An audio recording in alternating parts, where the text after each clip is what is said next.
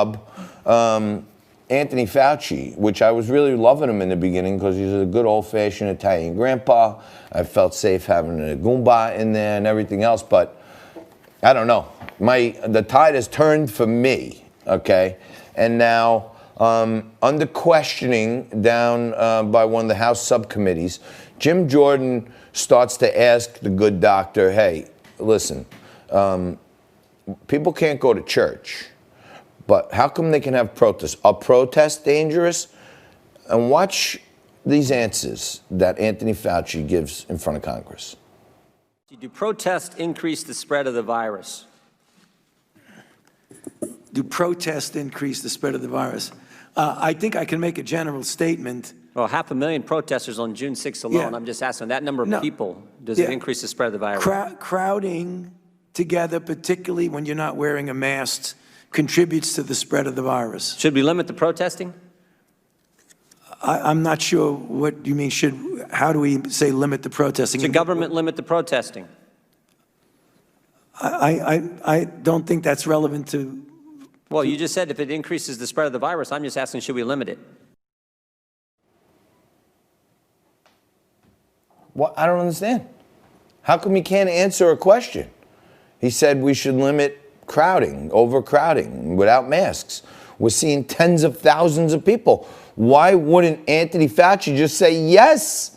Of course, being in a large crowd, whether it's a protest or not, why wouldn't he just say yes? It's no good. Don't do that. Because he's somehow or another committed to these outbursts and these riots and changing the political landscape with civil unrest in the streets. There's no question about it. Otherwise, anyone would say, of course they're no good. If you can't go to church and you can't go to a ball game, why would you be allowed to go to a protest? But he goes on. Watch him stammer through the rest of this thing.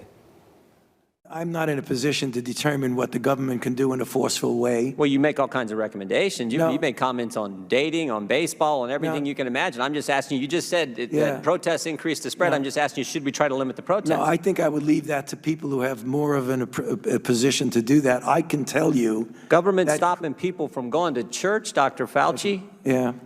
Last week in the Calvary Chapel case, 5 liberals on the Supreme Court said it was okay for Nevada to limit church services.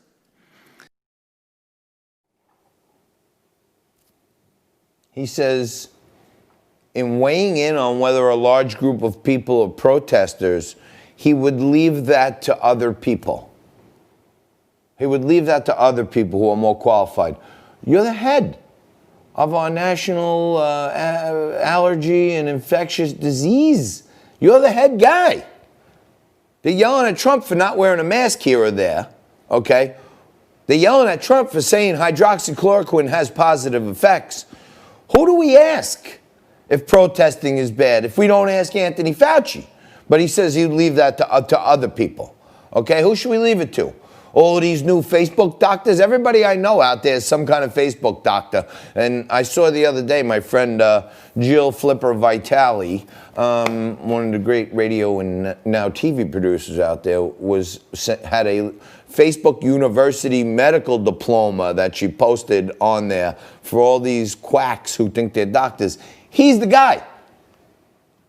You know, he's obviously not an expert in baseball, but he's enjoying his newfound largesse by throwing out the first pitch of the Major League Baseball season. So he wants to be in the spotlight, obviously. If I threw the ball like him, I would never want to be in the spotlight throwing out the first pitch. He literally threw it into the first base dugout. The catcher was over there. He threw it that away. It was the most embarrassing thing ever. But he's weighing in on his talks and his interviews about, you know, all kinds of topics. But he's not. He would leave it to other people to decide if large groups of people protesting are continuing the spread. He can't answer that one. Strange. Really strange.